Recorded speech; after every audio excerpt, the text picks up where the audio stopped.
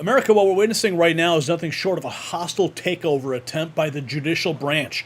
Former Speaker Newt Gingrich just pulled back the curtain on the left's latest weapon against President Trump, nationwide injunctions issued by partisan judges. This is a judicial coup d'etat. That's what he warned, as these unelected lawyers behave like 677 alternative presidents, each with the power to override the will of 73 million voters with the stroke of a pen. Now, the statistics don't lie. 92% of judges issuing these sweeping injunctions were appointed by Democrats. That's not coincidence. That's coordination. As the House Judiciary GOP put it, the notion that unelected lawyers can micromanage the executive branch should trouble every American. It's not just obstruction, it's sedition in robes, and we have all the details. So, while activist judges try to subvert our constitutional system, Chuck Norris has discovered how to defend your body against a judicial coup of aging. At 84, Chuck still maintains the strength to fight against time's injunctions. Like those 92% of activist judges issuing nationwide blocks, 3 specific biological factors are issuing aging orders against your body. But Chuck's constitutional defense system for your health overrules them all. His method works so effectively, both he and his wife feel decades younger. So don't let your body's systems be overwritten by age. Watch Chuck's breakthrough video and reclaim your vitality at chuckdefense.com/next. And we are proud to be sponsored by Chuck Norris. All right, let's get into it here. Mark Wayne Mullin dropping some bombs right out the gate. Last time I checked, the Constitution doesn't give district court judges the power to legislate from the bench.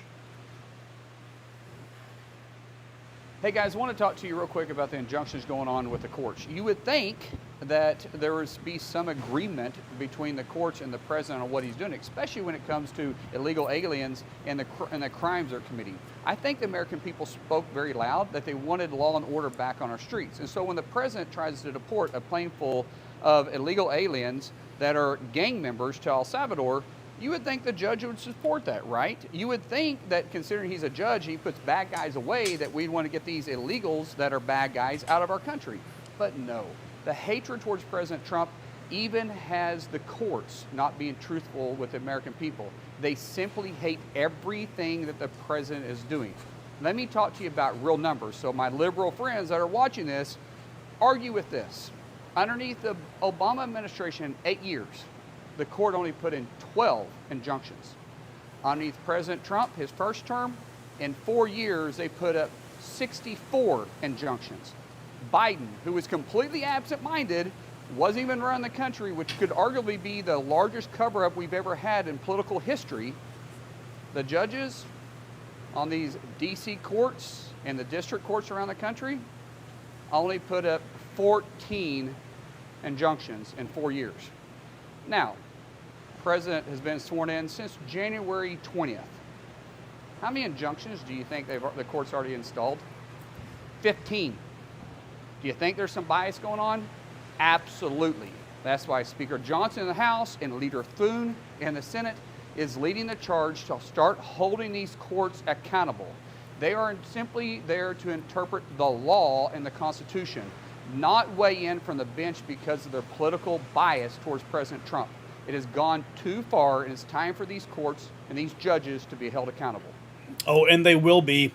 Let's take a look at what Representative Mark Harris had to say. Nationwide injunctions allow activist judges to act like dictators. Congress must rein in judicial overreach. Quote, would be inappropriate. Speaker Gingrich, you've referred to this trend we're discussing today as a, quote, emerging dictatorship of district court judges, end quote. And you posted on X that the No Rogue Rulings Act, quote, would be an appropriate first response to the district judges who are trying to be mini presidents totally beyond their constitutional authority. I totally agree with you, Speaker Gingrich, and the No Rogue Rulings Act would be an impactful first step in addressing this problem. I was proud to vote in favor of it when this committee marked it up, and I later joined on as a co-sponsor and look forward to, at some point, having the opportunity to vote on the House floor. But Speaker Gingrich, specifically, do you believe there are any additional legislative steps that need to be taken to address the problem of activist judges acting beyond their constitutional authority as you described in your post? Well, I would just say for the moment that this issue of district judges becoming alternative presidents and issuing nationwide injunctions is such a central point to where we are, that solving this, first of all, if we can successfully limit the district judges, we will send such a strong signal of rebalancing the Constitution that I think it will sober up everybody in the judicial side. In the future, there are some key issues.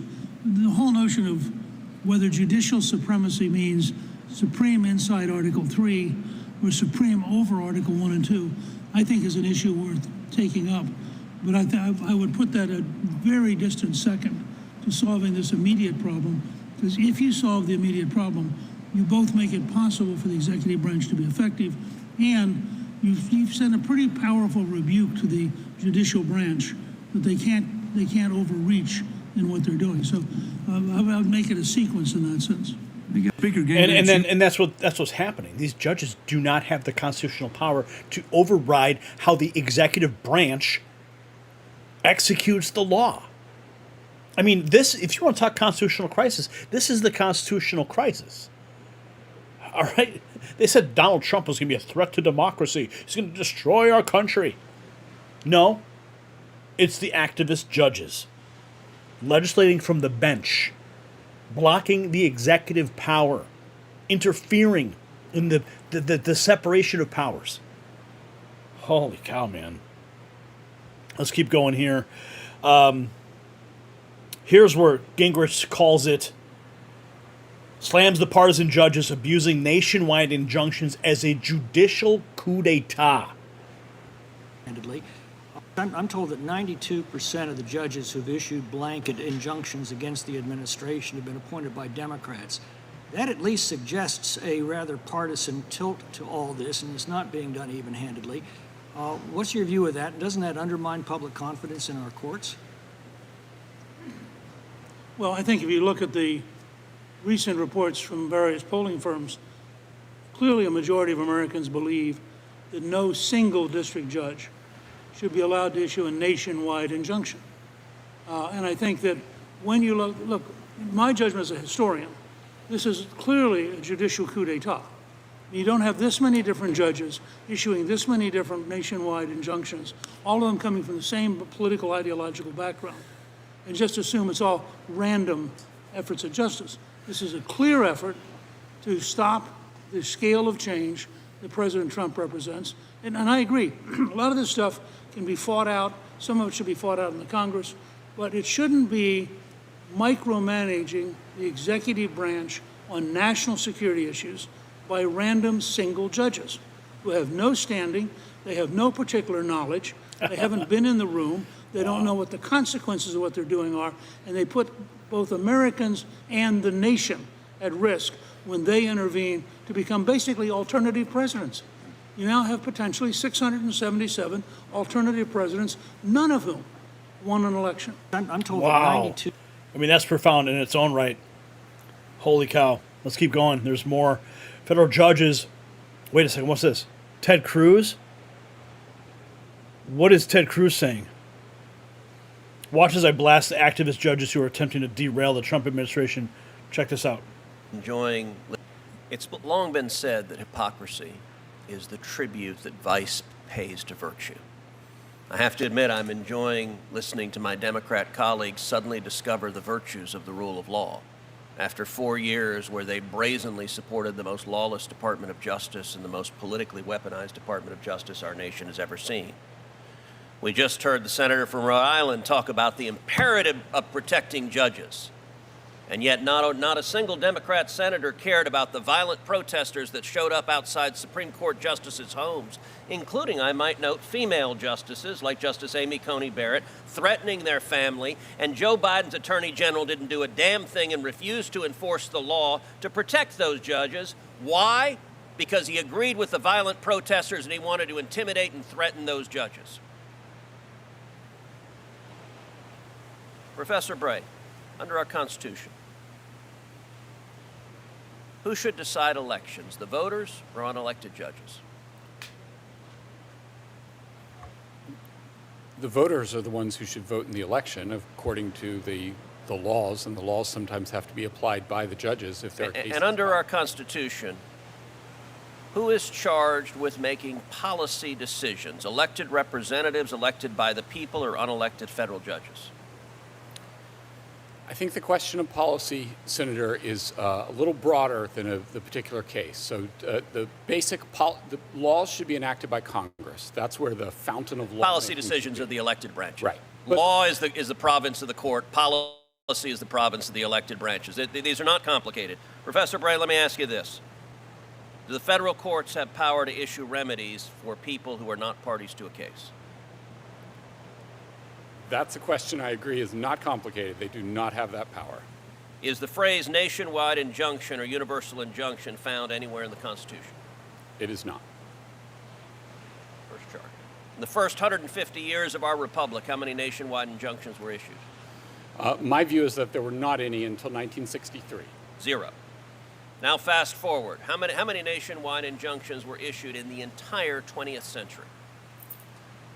It's a small number. I would think it would be a dozen, give or take. It's not large. 27, actually. Excluding Trump's first term, how many nationwide injunctions were issued in the last 20 years? Far more than that. 32. From 2001 to 2024 against Biden, Obama, and Bush, 32. And how many nationwide injunctions have been issued in the last 2 months alone? There have been quite a few. 37. Let that sink in. There have been more nationwide injunctions in the past 2 months against President Trump than in the entire 20th century. There have been more nationwide injunctions against President Trump in the last 2 months than both terms of George W. Bush, both terms of Barack Obama, and Joe Biden's term.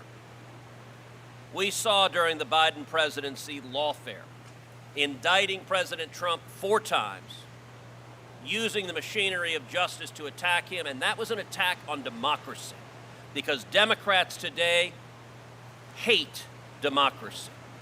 Democrats today are angry at the voters for re-electing Donald Trump and electing a Republican Senate and a Republican House, and they engaged in lawfare to stop democracy from operating. Understand, this is the second phase of lawfare. Second chart. This is the second phase of lawfare. Now that their efforts to indict President Trump and stop the voters from re-electing him have failed, they're going and seeking out individual radical judges to try to shut down policies, and they are forum shopping like crazy. Give me any loon judge put on the bench by Obama or Biden who disagrees with a policy. We just saw a judge flagrantly ignore U.S. immigration law concerning TPS being revoked. U.S. law explicitly said there's no judicial review for that, but hey, they found a judge who says, you know what? We, the Democrat Party, we are the party of illegal aliens. We are the party of murderers and rapists and gang members, and the Democrat Party exists here to fight to keep murderers and rapists and gang members in your communities. There's a reason the Democrat Party is at 26% approval nationwide, because they put radical policies ahead of rule of law. Nationwide injunctions are an abuse of power. It is the judiciary acting as policy deciders, and it is incumbent on this committee and this body to rein in the abuse of power from these unelected radical judges who are trying to overturn the election because they disagree with what the voters decided. Damn, dude. Ted Cruz just wrecking shop. Holy cow, man. Here's Wall Street apes. My God, look at all this stuff. Federal judges not supposed to be ordering universal injunctions. The DOJ has even been trying to stop this for years.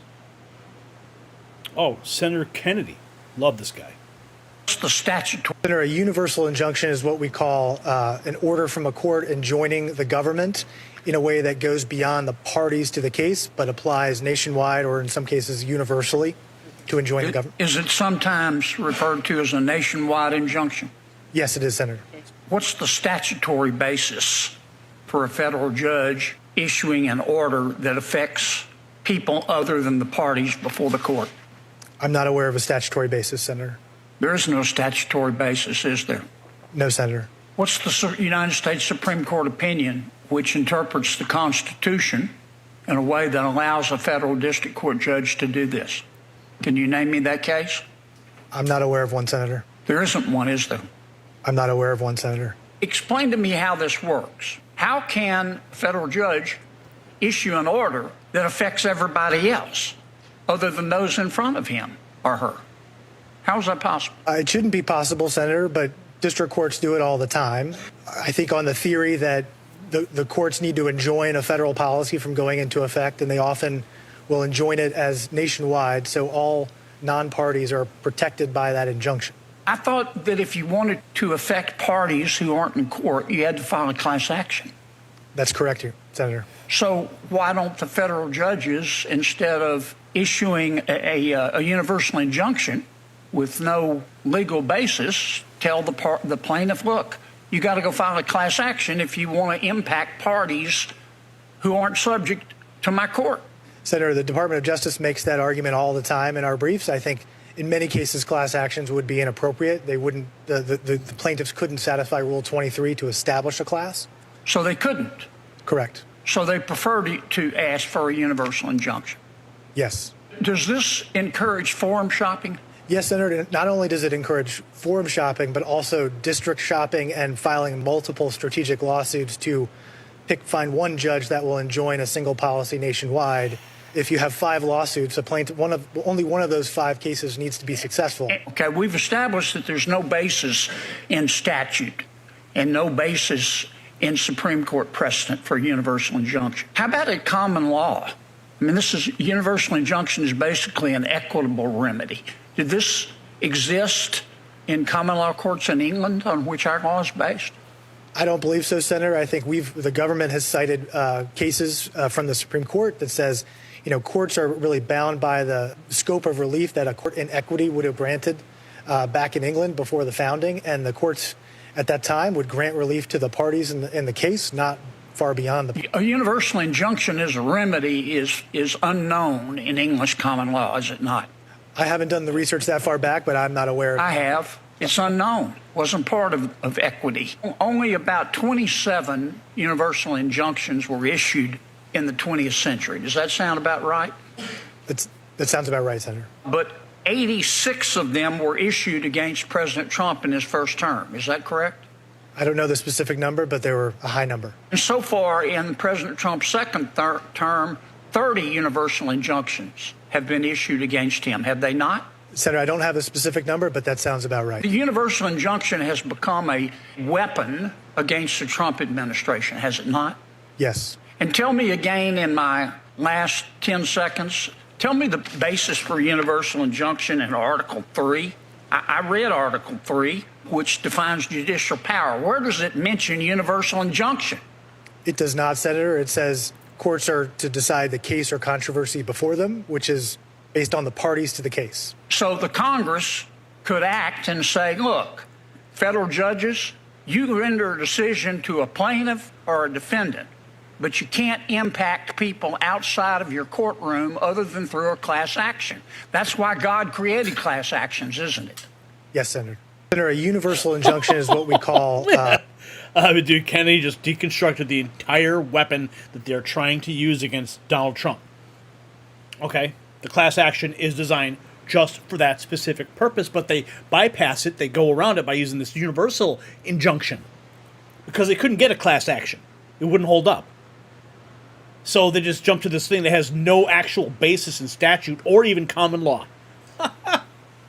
Just wait. What's going to happen next? All this stuff's going to get challenged. It's going to go right up to the Supreme Court, and they're never going to be able to use this as a weapon against Trump again. Because why? Because no weapon formed against him shall prosper. We have seen it for the entire duration of Donald Trump's political career, even all the way up to and in the moment in Butler, Pennsylvania. So, Senator Ted Cruz didn't mince words. Nationwide injunctions are an abuse of power. The judiciary is acting as policy decision makers. So think about it. How can a single judge in Hawaii or San Francisco issue an order affecting the entire country? As one testified, there is clearly a potential constitutional crisis involving the judicial branch's effort to override both the legislative and executive branches. And who's funding this judicial rebellion? Follow the money. The Soros network has been pumping cash into judicial campaigns across America, building an unelected power structure that can nullify your vote without facing a single ballot. It's not about justice, it's about control. So I'll leave you with this question for the comments section. When unelected judges try to rule America instead of elected representatives, isn't it time for Congress to limit their power? Let us know your thoughts, and check out our Mag Avengers collection in the Next News merch shop. It's linked down below. Grab a hat, grab a shirt, and show the world you stand with the real news.